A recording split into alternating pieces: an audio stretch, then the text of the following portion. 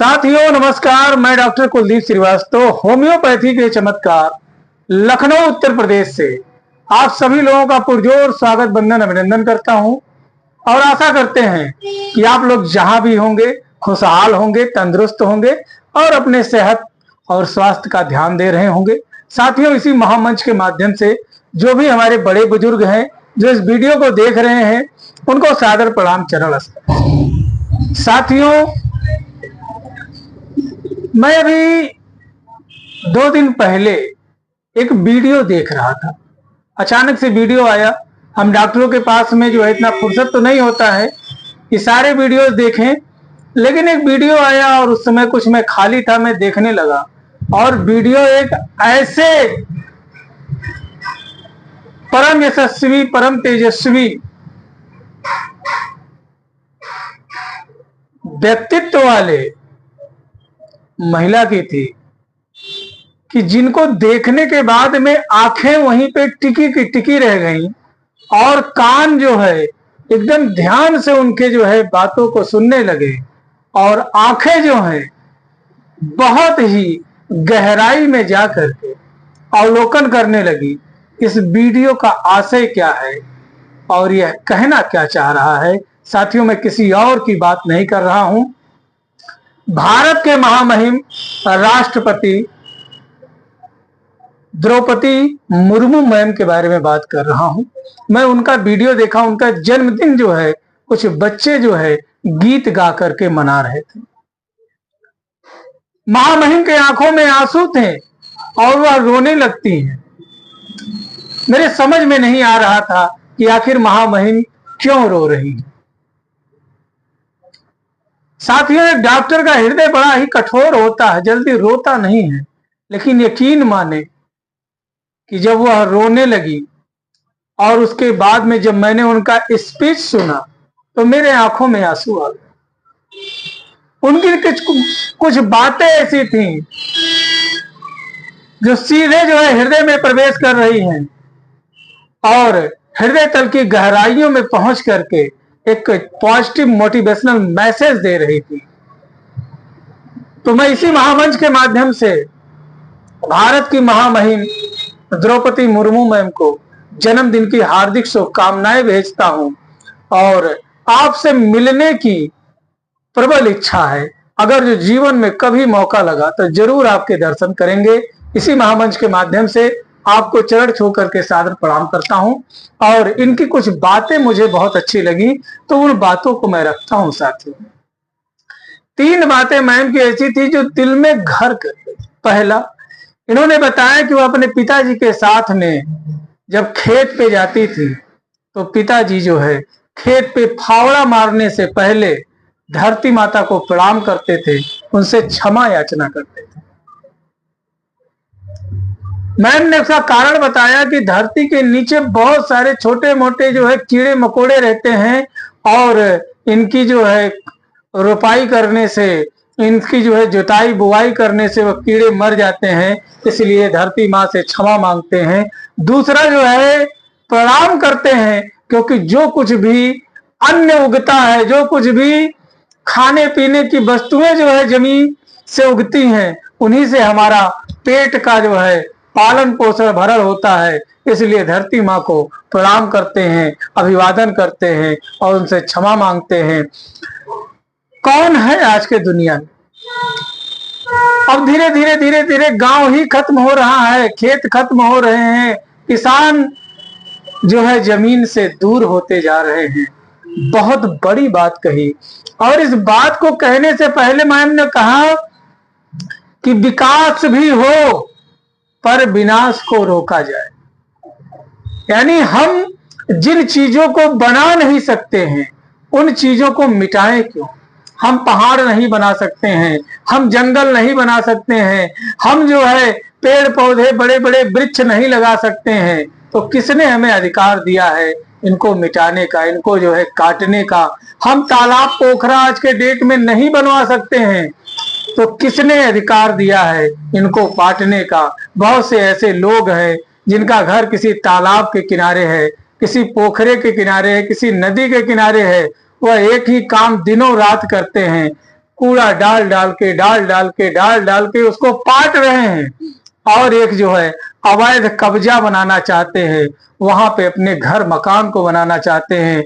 अगर जो पुराना इतिहास देखा जाए तो उनके घर से ना जाने जो है कितना सटा हुआ था पोखरा तालाब, आज उनके घर से करीब जो है मान के चले 1 बीघा 1.5 बीघा दूरी पे चला गया तालाब और पोखरा। आखिर कहां से यह हो रहा है? लोग दिन प्रतिदिन पेड़ों को काटते जा रहे, जंगलों को काटते जा रहे, नदी नाले को जो है प्रदूषित करते जा रहे हैं। मैम का शायद कहने का आशय यही था कि विकास हो पर विनाश ना होने पाए, विनाश को रोकना जो है बहुत जरूरी है। मैम ने एक बात और कही कि वह लकड़ियों को ला करके खाना बनाया करते थे लोग, उनके घरों में, उनके यहाँ जो है लकड़ियों पे खाना बनता था और कुछ जो है गीली लकड़ियां होती थी उनको सुखाया जाता था, कुछ सूखी लकड़ियां होती थी उनको भी सुखाया जाता था और उन लकड़ियों में आग लगाने से पहले, भोजन जो है चढ़ाने से पहले उन लकड़ियों को प्रणाम किया जाता था, उनसे क्षमा याचना किया जाता था। मैम उस समय छोटी थी, उन्होंने अपने पिताजी से पूछा कि आखिर इन लकड़ियों को क्यों प्रणाम किया जा रहा है। साथियों, यह बात मुझे बहुत ही मोटिवेट करती है। उनके पिताजी कहते हैं ये जो लकड़ियां आज बूढ़ी दिख रही हैं, सूखी दिख रही हैं, इसी समय में यह लकड़ियां हरी भरी थी, अपने पौरुष पे थी, अपने जो है वह जो है कभी फल देती थी, कभी हवा देती थी, कभी छांव देती थी।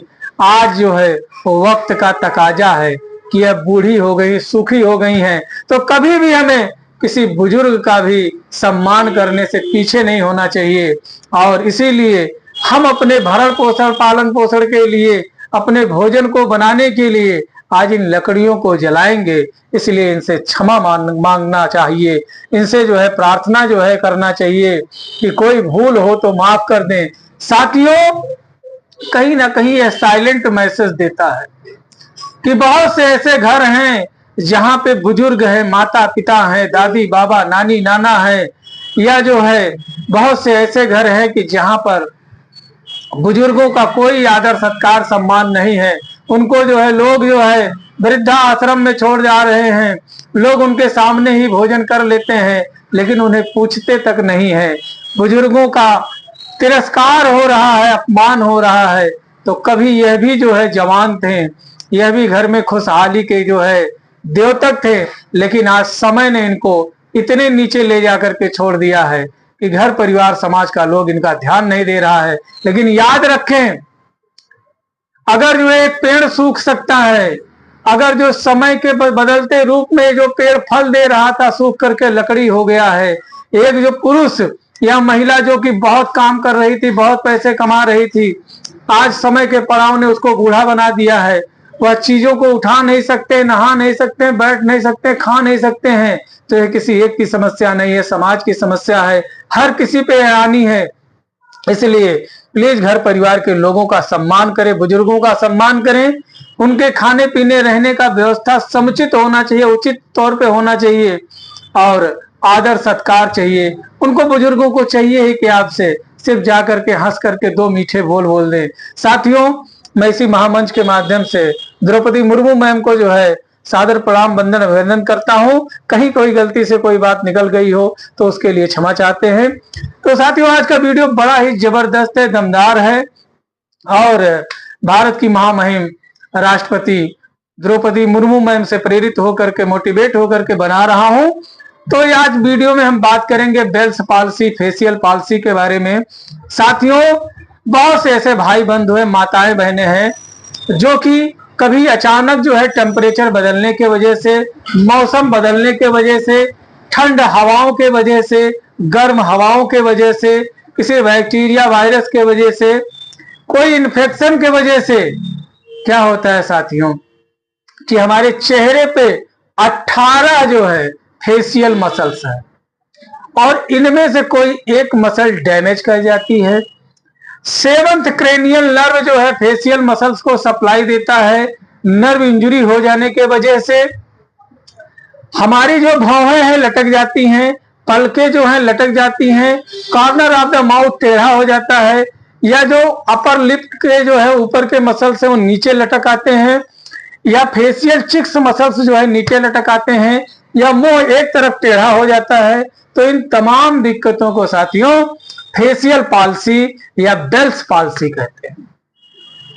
तो इसमें 18 मसल्स हैं, 18 मसल्स में से कोई भी एक मसल्स अगर जो डैमेज होता है या सेवंथ क्रेनियल नर्व इंजरी होती है, तो ऐसे में साथियों यह दिक्कत आ जाती है।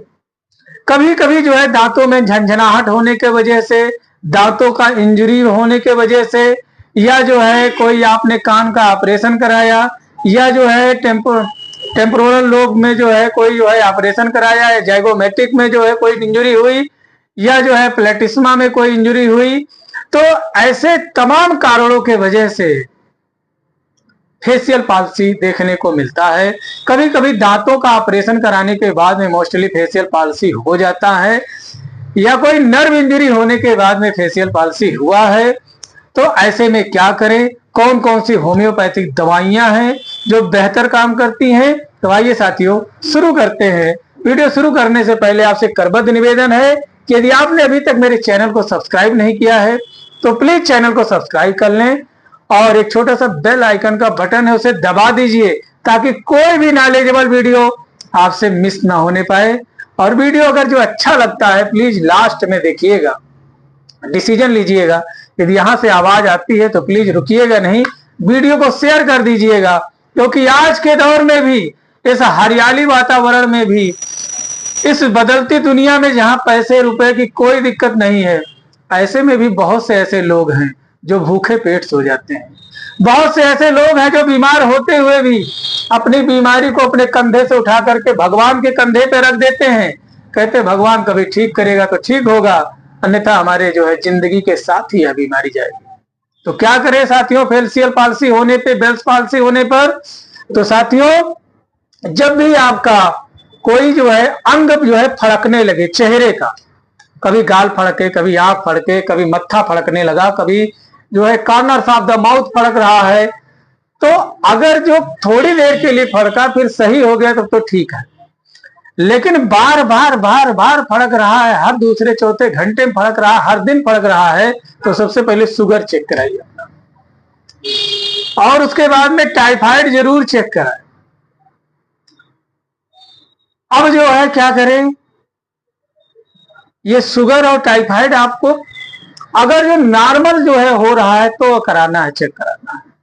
अगर जो आपका शुगर बढ़ा हुआ है या बहुत ज्यादा कम हो जा रहा है, लो हो जा रहा है, तो ऐसे दोनों कंडीशंस में कोई चूरन चटनी नुस्खे का प्रयोग नहीं करना है। तुरंत अपने किसी नजदीकी सरकारी अस्पताल में जाएंगे, वहां रोग विशेषज्ञ चिकित्सक के परामर्श के अनुसार दवा करेंगे। यदि आपको फेशियल पाल्सी हो गई है, आंख लटक गया है, या भौं लटक गई है, कॉर्नर्स ऑफ द माउथ लटक गया है, चिक्स लटक गया है, या मुंह टेढ़ा हो गया है, तो ऐसे में क्या करें, किसी भी प्रकार का चूरन चटनी नुस्खा, दुआ ताबीज, बाबा सोखा ओझा का बिल्कुल प्रयोग ना करें। इनमें इनका कोई रोल नहीं है, कुछ नहीं हुआ है, यह सिर्फ बीमारी के वजह से हुआ है, इनमें ये कुछ भी नहीं कर सकते। तुरंत अपने किसी नजदीकी सरकारी अस्पताल में जाएं, वहां पर रोग विशेषज्ञ चिकित्सक के परामर्श दिशा निर्देश में आप दवा करें, पूर्णतः ठीक हो जाए। अगर जो आप होम्योपैथी में दवा करना चाहते हैं तो साथियों यह वीडियो जानकारी मात्र है, तो है दवा का प्रयोग अपने किसी नजदीकी रजिस्टर्ड होम्योपैथिक चिकित्सक के परामर्श एवं दिशा निर्देश में ही करेंगे। तो आइए साथियों शुरू करते हैं। आज हम लोग बात करेंगे top 10 homeopathic medicine for facial palsy. जी हाँ दोस्तों, फेशियल पाल्सी में टॉप 10 कौन सी मेडिसिन है? तो सबसे पहले ए स्क्वायर बीसी याद जान लीजिए। ए स्क्वायर बीसी में क्या आता है? आर्निका, एकोनाइट, बेलाडोना और कास्टिकम। तो ये 4 ऐसी दवाइयां हैं जो कि तुरंत जो है फेशियल पाल्सी को रोकती। आर्निका ब्लड सप्लाई को मेंटेन करेगा। एकोनाइट सडन एंड वायलेंट, जो भी हो आपको पैरालिसिस हुआ है, फेशियल पाल्सी अचानक से हुआ है, तो तुरंत जो है क्या करेगा, सर्कुलेशन को मेंटेन करेगा। जो भी वहां पर रेडनेस, हॉटनेस, बर्निंग, इन्फ्लामेशन हो रहा है, जो भी इंजुरी की वजह से जो कोई समस्या हुई है, तो जो है तुरंत जो है ये ब्लड होना काम करती है। और कास्टिकम को हम जानते हैं कि कोई भी नर्व इंजरी अगर जो हुई है, 7th क्रेनियल नर्व में अगर जो कोई इंजरी हुई है, उसके वजह से अगर जो आपको फेशियल पाल्सी हो रहा है, तो तुरंत जो है A²BC काम करेंगे। साथियों, याद रखने के लिए कुछ आसान होना चाहिए जो हमें याद रहे। तो याद रखने के लिए हमने आपको बताया A²BC और 2 कंपनियां जो कि बड़ी मजबूत हैं, एक LG और एक HP, बहुत ही फेमस है, आसानी से नाम याद रहेगा। L for Lachesis, G for जैल्सीमियम।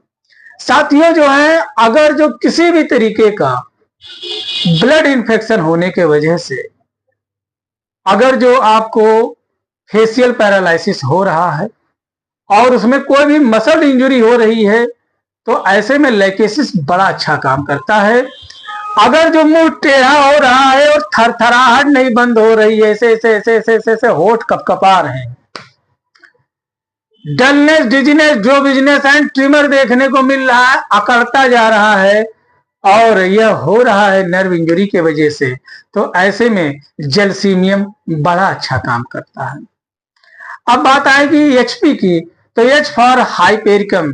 किसी भी तरीके की नर्व इंजरी हुई है, किसी भी तरीके का अगर जो नर्व से रिलेटेड कोई प्रॉब्लम हुआ, उसके वजह से फेशियल पाल्सी हो रहा है, तो साथियों ऐसे में हाइपेरिकम बड़ा अच्छा काम करता है। फास्फोरस, जी हाँ दोस्तों, फास्फोरस नर्व एक्साशन से बहुत ही अच्छा काम करता है। नर्व एक्साशन में अगर जो किसी भी तरीके की कोई इस तरीके की दिक्कतें आ रही हैं, तो ऐसे में जो है साथियों, फास्फोरस एक जबरदस्त होम्योपैथिक मेडिसिन के रूप में काम करती है। और फेशियल पैरालिसिस को जो है, फेशियल पाल्सी को 5 से 10 मिनट के अंदर ही ये दवाइयां पूर्णतः सक्षम हैं, कंट्रोल करने के लिए कैपेबल हैं, आपको ठीक करने के लिए। लेकिन दवा का प्रयोग स्वयं नहीं कर सकते हैं, क्योंकि मैंने सिर्फ दवा का नाम बताया है। कितने पावर में, कितने पोटेंसी में इनको लेना है, कितनी बार रिपीट करना है, ये आपके किसी नजदीकी रजिस्टर्ड होम्योपैथिक चिकित्सक ही दिशा निर्देशित कर सकते हैं। और साथियों, कोई पेशेंट उसे ट्राइजेमाइनल न्यूरेल्जिया हो गया या हेड इंजरी हो गई, या उसके बाद में देखने को मिल रहा है कि ऐसी दिक्कतें आई हैं, तो ऐसे मरीजों में साथियों नाइट्रम सल्फ और कैलेंडुला 2 ऐसी दवाइयां हैं जो कि फेशियल पाल्सी को आसानी से ठीक कर सकती हैं। तो उम्मीद करता हूं कि वीडियो आपको समझ में आया होगा। अगर अच्छा लगा तो प्लीज वीडियो को ज्यादा से ज्यादा शेयर कर दें, हमारे चैनल को सब्सक्राइब करें, मुझे फॉलो करें, ताकि कोई भी नॉलेजेबल वीडियो आपसे मिस ना होने पाए। अब इसके बाद में प्रिकॉशंस क्या लें, तो साथियों डॉक्टर के परामर्श के अनुसार ही अपना भोजन जो है लें। कई तरीके के खट्टे मीठे फलों का प्रयोग भी डॉक्टर के परामर्श और दिशा निर्देश में करें।